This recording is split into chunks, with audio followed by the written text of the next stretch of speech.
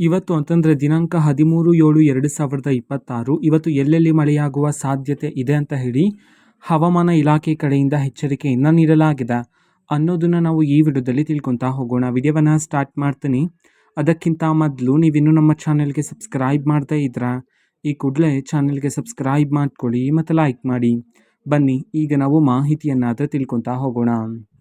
ಹೌದು, ಇವತ್ತು ಅಂತಂದರೆ ದಿನಾಂಕ 13/7/2026 ಇವತ್ತು ಎಲ್ಲೆಲ್ಲಿ ಮಳೆಯಾಗುವ ಸಾಧ್ಯತೆ ಇದೆ ಬನ್ನಿ ತಿಳ್ಕೊತಾ ಹೋಗೋಣ. ಮೊದಲಿಗೆ ಕರಾವಳಿ ಭಾಗಗಳಾಗಿರ್ತಕ್ಕಂತಹ ದಕ್ಷಿಣ ಕನ್ನಡ, ಉಡುಪಿ ಮತ್ತು ಉತ್ತರ ಕನ್ನಡ ಈ ಜಿಲ್ಲೆಗಳಲ್ಲಿ ಇವತ್ತು ಸಾಧಾರಣದಿಂದ ಭಾರೀ ಮಳೆಯಾಗುವ ಸಾಧ್ಯತೆ ಇದ್ದು ಸಮುದ್ರದಲ್ಲಿ ಭಾರೀ ಗಾಳಿ ಬೀಸುವ ಸಾಧ್ಯತೆ ಇರಲಿದೆ. ಹಾಗಾಗಿ ಮೀನುಗಾರರಿಗೆ ಸಮುದ್ರಕ್ಕೆ ಇಳಿಯದಂತೆ ಎಚ್ಚರಿಕೆಯನ್ನು ಸಹ ನೀಡಲಾಗಿದೆ.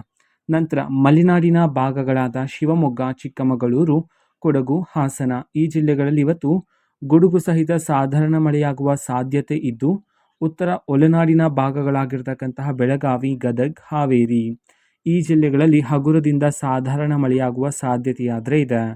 ಅದೇ ರೀತಿ ಕಲಬುರಗಿ, ಯಾದಗಿರಿ, ರಾಯಚೂರು, ವಿಜಯಪುರ, ಬಾಗಲಕೋಟೆ ಈ ಜಿಲ್ಲೆಗಳಲ್ಲಿ ಇವತ್ತು ಒಣ ಹಬೆ ಮುಂದುವರಿಯಲಿದ್ದು ದಕ್ಷಿಣ ಒಳನಾಡಿನ ಭಾಗಗಳಾಗಿರ್ತಕ್ಕಂತಹ ಬೆಂಗಳೂರು, ಮಂಡ್ಯ, ಮೈಸೂರು, ಚಾಮರಾಜನಗರ, ರಾಮನಗರ ಈ ಜಿಲ್ಲೆಗಳಲ್ಲಿ ಇವತ್ತು ಮೋಡ ಕವಿದ ವಾತಾವರಣ ಇದ್ದು ಸಂಜೆ ಅಥವಾ ರಾತ್ರಿಯ ವೇಳೆಗೆ ಹಗುರದಿಂದ ಸಾಧಾರಣ ಮಳೆಯಾಗುವ ಸಾಧ್ಯತೆ ಆದರೆ ಇರಲಿದೆ.